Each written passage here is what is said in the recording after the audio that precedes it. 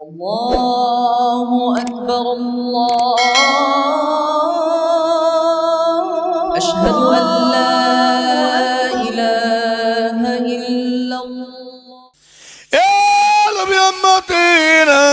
আল্লাহ পাক কুরআন শরীফে একটা জায়গায় খালি নিষেধ করে দিয়েছে নামাজ পড়া নিষেধ, একটা জায়গায় কোরআন শরীফে কঠোরভাবে নিষেধ করে দিয়েছে বান্দা তুমি নামাজে পড়বে না, কঠোরভাবে নিষেধ আছে নামাজ পড়া। আল্লাহ পরিষ্কার বলে দিয়েছে লা তাকরাবুস সালাত, আল্লাহ পরিষ্কার মনে দিয়েছে বান্দা তুমি নামাজ পড়বে না, কঠোরভাবে নিষেধ আছে নামাজ পড়া। কিন্তু আমি হুজুর মৌলী সাহেব যদি এর মানেটা যদি না করে দিয়ে যায়, কি গো বেনামাজিরা সুযোগ পাবে না জোরে বল।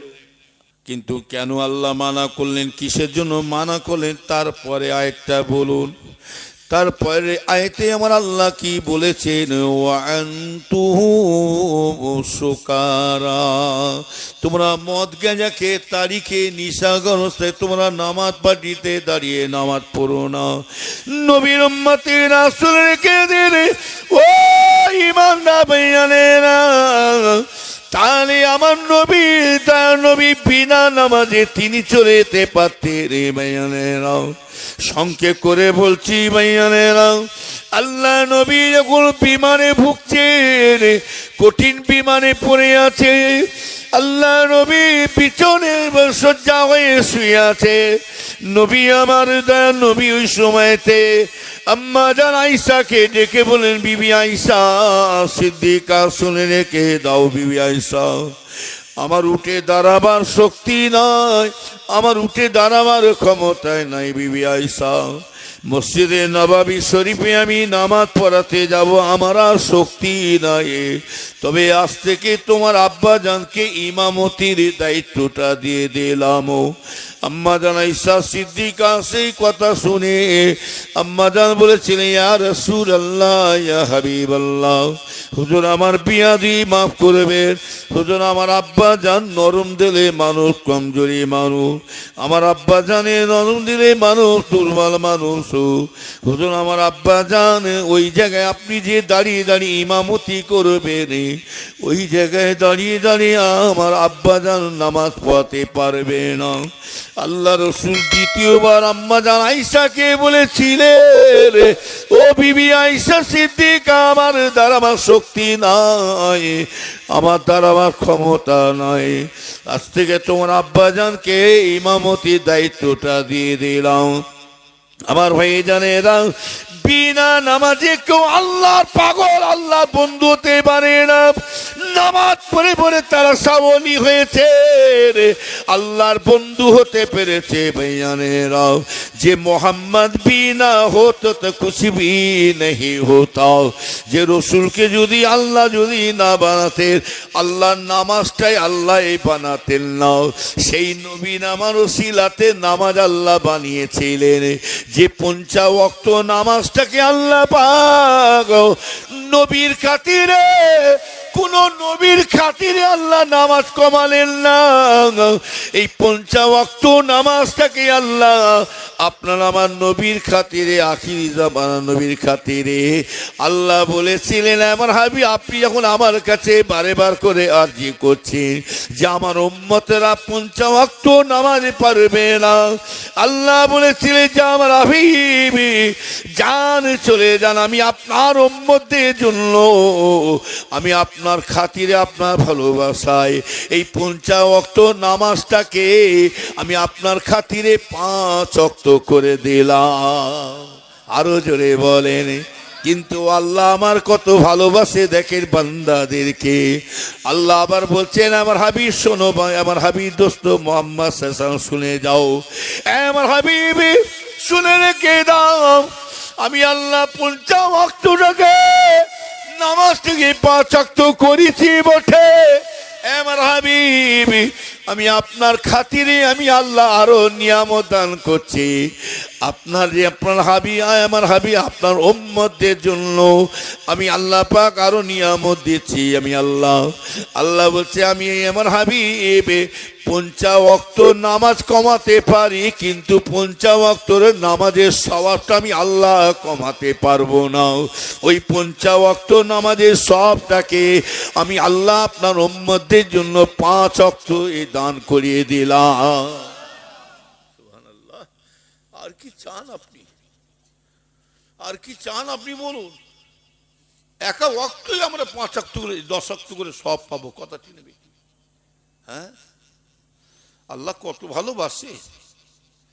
আমরা তো নুন খেয়ে নেবো খারাপ করছি, খাচ্ছি আল্লাহর, আর ইবলিস শয়তানের আজকে পাগল হয়ে উঠছি। নামাই না, রোজা নাই, গান বাজনা, মদ তারি, জুয়া, সিনেমা, বাইস্ক, খালি বলছে হুজুর দোয়া করবেন। আল্লাহ বলছে দোয়া বের করে হল ভাই না, দোয়া তোর কলজে ঢুকিয়ে দেবো আমি। নামাজ পড়বি নি, দোয়া করবে, তোর দোয়া কবুল হবে। পরীক্ষায় পড়বি নি আর হুজুর দোয়া করবেন পাস করবে, তুই রসগোল্লা ছাড়া কি পাবি? হ্যাঁ, নবীর উম্মতেরা আমার দয়া নবী উঠে পারলেন না। কিতাবের মধ্যে পাওয়া যায় আল্লাহ নবী দয়া নবী আর পারেন না। মসজিদে নববী শরীফে আজান শুরু হয়ে গেছে। আল্লাহু আকবার, আল্লাহু আকবার। আশহাদু আল্লা ইলাহা ইল্লাল্লাহ, আশহাদু আন্না মুহাম্মাদার রাসূলুল্লাহ। মসজিদে নববী শরীফে আজান শুরু হয়ে যায়। কিতাবের মধ্যে আসছে সাহাবা হুজুরা পাগলের মতো সব মসজিদে নববী শরীফে যাচ্ছে। আল্লাহ নবী সাহাবানা যাচ্ছেন, মুসল্লিরা সব নামাজ পড়তে যাচ্ছেন, সবাই আসছেন বটে, কিন্তু আমার নবী মসজিদের নববী শরীফে আসছেন না। হযরত আবু বকর সিদ্দিক রাদিয়াল্লাহু তাআলা আনহু তিনি আসছেন এইবারে লাস্টের বেলায়। হযরত আবু বকর সিদ্দিক যখন কিতাবের মধ্যে হাদিসের মধ্যে পাওয়া যায়, হযরত আবু বকর সিদ্দিক যখন মসজিদে নববী শরীফের সিঁড়িতে একটা একটা করে পা দিচ্ছে, হুজুরের চোখ দিয়ে ঝরঝর করে পানি পড়ছে, এত কান্না কাঁদছে। হুজুর কান্নাতে থাকতে পারে না। ও নবীর উম্মতেরা, আল্লাহ নবী যে জায়গায় দাঁড়িয়ে দাঁড়িয়ে ইমামতি করতেন, আল্লাহ নবী সাহাবা আবু বকর ওই ফাঁকা দেখে হযরত আবু বকর পাগলের মতো কান্নাকাটি শুরু করছেন। হযরত আবু বকর হুজুরের কান্না দেখে তামাম মুসল্লিরা সব কান্না কাটা শুরু করলেন। গোটা মসজিদে যেন কান্নার রোল চলছে, কান্নার ঢেউ চলছে। আল্লাহ রসুল এত কান্না কাঁদছে, কান্নার শব্দটা আমার রসুলের কানে পৌঁছে গেছে। আল্লাহ রসুল বললেন, ও বিবি আয়েশা সিদ্দিকা, কোথা থেকে বাচ্চা ছেলের মতো, ছোট্ট ছেলের মতো কান্নার আওয়াজ আসে? আম্মা জান বলে, ইয়া রাসূলুল্লাহ, ইয়া হাবিবাল্লাহ, হুজুর আপনি মসজিদে নববী শরীফে যেতে পারেন না বলে আমার আব্বা জান এবং সমস্ত সাহাবারা সব পাগলের মতো কাঁদছে। যেন মনে হয় যেন গোটা মসজিদে যেন কারবালা শুরু হয়ে যাচ্ছে। আল্লাহ নবী দয়া নবী সময় বলেছিলেন, ও বিবি আয়েশা সিদ্দিকা, আমি রাসূলুল্লাহ এখনো জিন্দা আছি, হায়াতে আছি। আমার সাহাবারা আমার সামনে চোখের পানি ফেলবে, আমি রাসূলুল্লাহ দেখে থাকতে পারবো না। বিবি আয়েশা, আমি দেখে আমার সাহাবাদের চোখের পানি আমি আল্লাহ সহ্য করব না। নবীর উম্মতেরা, আল্লাহ নবী দুইজন সাহাবার কাঁধে ভার দিয়ে, হযরতে উসমান, হযরতে আবু বকর, হযরতে উসমান ওমর ফারুককে দুটো কাঁধে ভার দিয়ে আল্লাহ রসুল যাচ্ছে রে। যেতে যেতে আমার ভাইজানেরা, আল্লাহ নবী বলে, চলো বাবা মসজিদে নববী শরীফে নিয়ে চলো বাবা। নবীর উম্মতেরা শুনে কি দিন, আল্লাহ নবী রোজানে বাদশাহ নবী মসজিদে নববী শরীফে যখন উঠেছে, সাহাবা হুজুরা পাগলের মতো নবীকে দেখে পাগলের মতন কান্নাকাটি শুরু করলেন। আল্লাহ রসুল বলেছিলেন, বাবা কেঁদো না, সবর করো।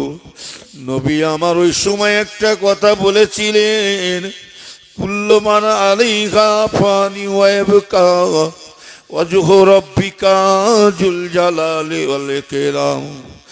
নবী আমার বলেন, ও আমার সাহাবারা, কুল্লু মান আলাইহা ফানি ওয়া ইয়াবকা ওয়াজহু রাব্বিকা যুল জালালি ওয়াল ইকরাম। বাবা কেঁদো না, সবর করো। দুনিয়া একদিন ফানা হয়ে যাবে, আমি একদিন চলে যাব, তোমাদেরকে আল্লাহ সব এক একে সব ডেকে নেবে রে। এই দুনিয়ায় কোনো আল্লাহর বান্দা থাকবে না, কিছুই থাকবে না। এই দুনিয়ায় যদি থাকতে হয় একটাই থাকবে, দুনিয়াতে আল্লাহ পাকের জাত মোবারক ছাড়া আর দুনিয়ায় কিছুই থাকবে না। জোরে বল সুবহানাল্লাহ। নবী আমার বলেছিলে, ও আমার সাহাবানা কেঁদো না, ও আমার সাহাবানা শুনে রেখে দিও, আমার দ্বারা আবার শক্তি নাই, ক্ষমতা নাই। বাবা আমরা সকলেই মিলে, আমরা আবু বকরের পিছনে, আমরা সবাই মিলে আবু বকরের পিছনে ইক্তিদা করে নামাজ পড়ব। সাহাবানা কেঁদে কেঁদে বলেছিলেন, ইয়া রাসূলুল্লাহ, হুজুর আমার বিয়াদি মাফ করবেন, আমরা কেউ আবু বকরের পিছনে নামাজ পড়ব না। ইয়া রাসূলুল্লাহ, ইয়া হাবিবাল্লাহ, আমরা কেউ আবু বকরের পিছনে নামাজ পড়ব না। সাহাবা হুজুরা কেঁদে কেঁদে বলেছিলেন, ও মদিনার সাহাবারা, ও নবীর সাহাবারা, আমাদের নবী আমাদেরকে এতিম করে দিয়ে চলে যাবে, আর মসজিদে নববী শরীফে আমার নবীকে আর এই মসজিদে নববী শরীফে দেখতে পাবো না। জীবনের মতন আর রসুলের পিছনে আর ইক্তিদা হয়ে নামাজ পড়বো কি আর বলতে পারি না। আমরা রাসূলুল্লাহকে বলেছিলেন, সাহাবারা বলে, ইয়া রাসূলুল্লাহ, হুজুর আমরা কেউ আবু বকরের পিছনে নামাজ পড়বো না। আল্লাহ নবী সাহাবারা যখন এত কান্না কেঁদেছিলেন, নবী সাহাবারা কান্না দেখে আমার রাসূল আর থাকতে পারেন না। ওই বিমারে হালতে, কঠিন বিমারে অবস্থায় নবী আমার ইমামতি শুরু করলেন। কিতাবের মধ্যে পাওয়া যায়, হাদিসের মধ্যে পাওয়া যায়, আল্লাহ রসুল দাঁড়াতে পারেন না, দাঁড়াতে পারেন না। ওই কমজোরি দুর্বল অবস্থায় নবী আমার ইমামতি করছে রে। নবী আমার রুকুতে গেলেন, যখন সিজদায় যাচ্ছে, হাদিসের মধ্যে পাওয়া যায় আল্লাহ রসুলের নাকটা ঘিসড়ে ঘিসড়ে চলে যাচ্ছে, তথাপি আমার নবী নামাজকে ছাড়েন না। জোরে বল সুবহানাল্লাহ। আল্লাহ নবী নামাজ পড়ে নিয়ে নবী আমার শেষ বিদায় চলে যাচ্ছে, পাগলের মতো সাহাবারা কাঁদে। দেখো দেখো, আমার নবী আমাদেরকে এতিম করে দিয়ে চলে যাচ্ছে, আর জিন্দেগিতে নবীকে মসজিদে নববী শরীফে পাবো না। দুইজন সাহাবা হুজুর কাঁধে ভর দিয়ে আল্লাহ রসুল বলেছিলেন যাচ্ছেন, যেতে দিন একজন সাহাবা হুজুর বলেন, আল্লাহ নবী সাহাবা, নবী সাহাবা বলে, হযরত উসমান বলেন, ইয়া রাসূলুল্লাহ, ইয়া হাবিবাল্লাহ, হুজুর বিয়াদুই মাফ করবেন, আমি উসমান একটা স্বপ্ন দেখেছিলাম। রসুলকে যখন কাঁধে ভর দিয়ে নিয়ে যাচ্ছেন, হযরত উসমান হুজুর বলে, ইয়া রাসূলুল্লাহ, আজকে রাত্রে আমি একটা স্বপ্ন খাবে দেখেছিলাম। আল্লাহ রসুলকে বলে, ইয়া রাসূলুল্লাহ, উহুদের যুদ্ধে, আল্লাহ ইয়া রাসূলুল্লাহ, যুদ্ধের ময়দানে যে আপনার যুদ্ধের ঢালটা থাকে, যে তলোয়ারটা থাকে, ওই আপনার তলোয়ারটা টুকরো টুকরো হয়ে যাচ্ছে হুজুর। আল্লাহ রসুল বলেছিলেন, বাবা সাহাবা উসমান, তুমি স্বপ্নটা ঠিকই দেখেছো বাবা, আমি রাসূলুল্লাহ ছিলাম, একদিন যুদ্ধের ঢাল ছিলাম বাবা, আমি রাসূলুল্লাহ তোমাদের কাছ থেকে যুদ্ধের ঢালটা টুকরো টুকরো হতে চলেছি বাবা। নবী আমার আল্লাহ রাসূল চলে যাচ্ছেন, যেতে যেতে বাড়িতে ঘরে হুজরাই গেলেন। নবী আমার কেঁদে কেঁদে বলেছিলেন, বিবি আয়েশা, ও বিবি আয়েশা, আমি রাসূলুল্লাহ এখনো বেঁচে আছি। কারো যদি দাবি দাবা থাকে, পাওনা থাকে, আমি রাসূলুল্লাহকে যেন জীবিত অবস্থায় বলে দেয়। ওই সময় একজন সাহাবা উঠে পড়ে বললেন, আল্লাহ নবী, দয়া নবীকে একজন সাহাবা বললেন, হযরতে আক্কাস রাদিয়াল্লাহু তাআলা বলেছিলেন, আল্লাহ নবী সাহাবা আক্কাস বলেছিলেন, ইয়া রাসূলুল্লাহ, ইয়া হাবিবাল্লাহ, হুজুর আপনার কাছে আমার একটা দাবি আছে। নবীর উম্মতেরা শুনে কেন, হকুন নাসের গুনাহ আল্লাহ মাফ করবে না। বান্দা বান্দার কাছে যেটা অন্যায় করেছে, ধোঁকা দিয়ে টাকা নিয়েছে, ধাপ্পা দিয়ে জমি জায়গা নিয়েছে, মানুষকে ধোঁকা দিয়েছো, মিথ্যা কথা বলেছো, মানুষকে গালাগালি দিয়েছো, চায়ের দোকানে বসে বড় বড় কথা বলেছো, পরের কথা, ওই গীবতের গুনাহ মাফ হবে না। হকুন নাসের গুনাহ আল্লাহ মাফ করবে না। কেননা নবী ওই জন্য বলেছে, কারো যদি দাবি দাবা থাকে, তারা যেন আমি রাসূলুল্লাহকে জীবিত অবস্থায় বলে দিয়ে যায়। নবী আমার ওই সময় যখন বলেন, আম্মা জান যখন শুনলেন, সেই সময় আক্কাস রাদিয়াল্লাহু তাআলা বলে, হুজুর আমার একটা দাবি আছে। নবী আমার বলে, বাবা কি আক্কাস, কি আছে বলো। দেখুন ওই সময় বলে, ইয়া রাসূলুল্লাহ, আপনি অমুক যুদ্ধে যাওয়ার সময়তে যখন ঘোড়া চেপে যাচ্ছিলেন, ইয়া রাসূলুল্লাহ, ঘোড়া চেপে চলে চলে যখন যাচ্ছিলেন, আপনার হাতে একটা চাবুক ছিল, কোরা ছিল। ওই চাবুকটা যখন ঘোড়ার পিঠে মারতে যাচ্ছিলেন, ওই চাবুকটা ঘোড়ার পিঠে না লেগে আমি আক্কাসের পিঠে লেগেছিল। হুজুর আমার দাবি এইটাই আছে। আল্লাহ নবী বললেন, যাও সামা, তোমার মাকে যে বলো জলদি করে চাবুকটা দিতে বলো। কেননা আমার আক্কাস যদি দাবি রেখে দাও, কাল কিয়ামতের ময়দানে আমি আল্লাহর কাছে মুখ দেখাতে লজ্জিত হয়ে যাব। ওই সময় আল্লাহ নবী সাহাবা যে আম্মা জানের কাছে চাবুকটা চাইতে যান, হযরতে ফাতেমা রাদিয়াল্লাহু তাআলা আনহা ওই সময় চাবুকখানা দেখে বলেছিলেন, কি ব্যাপার, চাবুক নিয়ে কি করবেন? আব্বা জানের চাবুক। বলে, আক্কাসে মেরে তোমার আব্বা জানকে মেরে শোধ করে নেবে। একটা চাবুক নাকি তো এই আক্কাসে পিঠে লেগেছিল। ও সময় ফাতেমা থাকতে পারে না, ফাতেমা দুই ছেলেকে পাঠিয়ে দিলেন, ও বাবা হাসান, ও বাবা হোসেন, জলদি করে যাও, তোমার নানা জান কি চাবুকের বাড়ি মারবার জন্য চাবুক নিয়ে যাচ্ছে।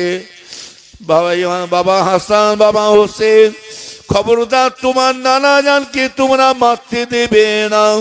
তোমরা দুই ভাই মিলে তোমরা দুজনে একে চাবুকের মধ্যে 100 করে দুই চাবুক মেরে মারে পিঠে মার নিয়ে নেবে, তথাপি তোমার নানা জানকে মারতে দেবে না। ওই সময় আল্লাহ নবীর কাছে যখন চাবুকখানা দিলেন, বাবা আক্কাস চাবুকখানা ধরো, বাবা আমাকে মেরে শোধ করে লাও। কেননা তুমি দাবি দাও, কিয়ামতের ময়দানে আল্লাহকে মুখ দেখানো বিপদে লজ্জিত হয়ে যাবে। বাবা আমার লজ্জিত হয়ে যাব বাবা। ও সময় আক্কাস যখন চাবুক নিয়েছেন, ইমাম হাসান হোসেন ছুটে ছুটে আসে, এসে বলেছিল, ও ভাই আক্কাস, আপনি আমার নানা জানকে মারবেন না।